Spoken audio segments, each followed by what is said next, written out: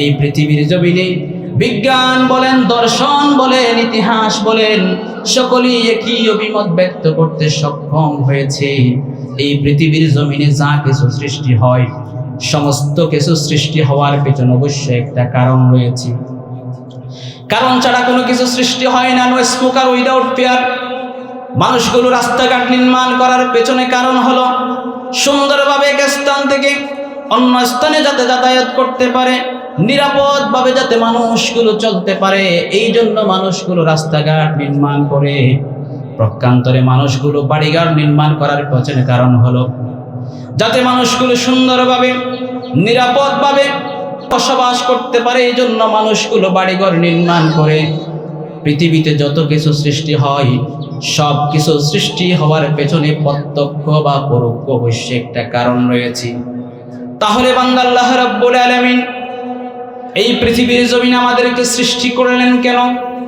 অসংখ্য গণিত নিয়ামত দ্বারা এই পৃথিবীটাকে পরিপূর্ণ করে দিলেন। সমস্ত কিছু বান্দা আল্লাহ রাব্বুল আলামিন বান্দার জন্য সৃষ্টি করে দিয়েছেন। কেন আল্লাহ পাক আমাদের জন্য সৃষ্টি করলেন? আল্লাহ রাব্বুল আলামিন সেই কথাটা কোরআনুল কারীমের সূরাতুল হজের ৬৫ নম্বর আয়াতের মধ্যে বলেন, আলাম তারা আন্নাল্লাহা সাখখারা লাকুম মা ফিল আরদ। আল্লাহ পাক রব্বুল আলামিন বলেন, বান্দার আসমান এবং জমিনের মধ্যে তুমি তোমার চক্ষু দিয়ে যে নিয়ামতগুলো বান্দা অবলোকন করো, সমস্ত নিয়ামতগুলো বান্দা আমি রব্বুল আলামিন তোমার জন্য সৃষ্টি করে দিয়েছি। ছোট্ট ছোট্ট পিপিলিকা থেকে শুরু করে সমুদ্রের গভীর, সমুদ্রের বিশাল আকারের তিমি পর্যন্ত আপনি যা কিছু দেখেন আর যা কিছু দেখেন না, সব কিছু আল্লাহ রব্বুল আলামিন বান্দার জন্য সৃষ্টি করলেন।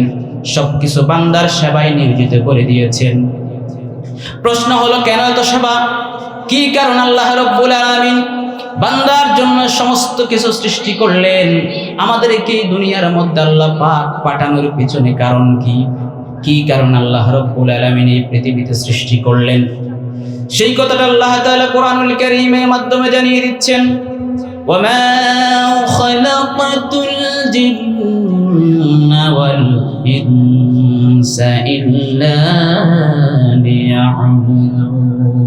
আল্লাহ পাক রব্বুল আলামিন বলেন, আমি মানুষ এবং জিনকে সৃষ্টি করেছি একমাত্র আমি রব্বুল আলামিনের দাসত্ব করার জন্য, গোলামি করার জন্য। এই জন্য আল্লাহ রব্বুল আলামিন ছাড়া বান্দা অন্য কারো দাসত্ব গোলামি করা যাবে না। আল্লাহ পাকের পক্ষ থেকে চূড়ান্ত সিদ্ধান্ত হলো, ওয়াকাদা রাব্বুকা আল্লা তা'বুদু ইল্লা ইয়্যাহু।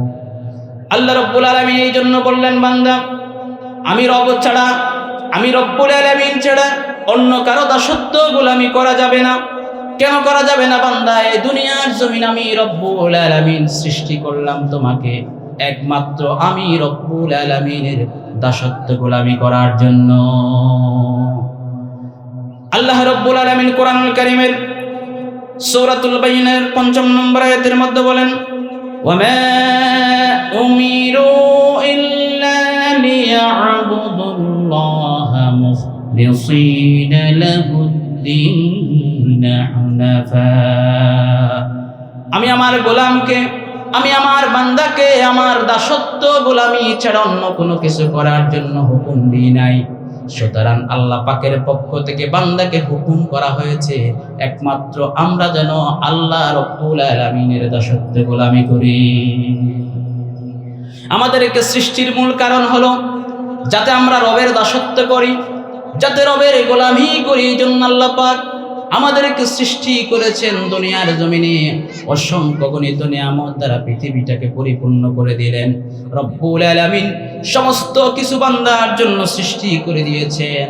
আমাদেরকে সৃষ্টি করার পেছনে মূল কারণ হলো আল্লাহ পাকের দাসত্ব গোলামি করা।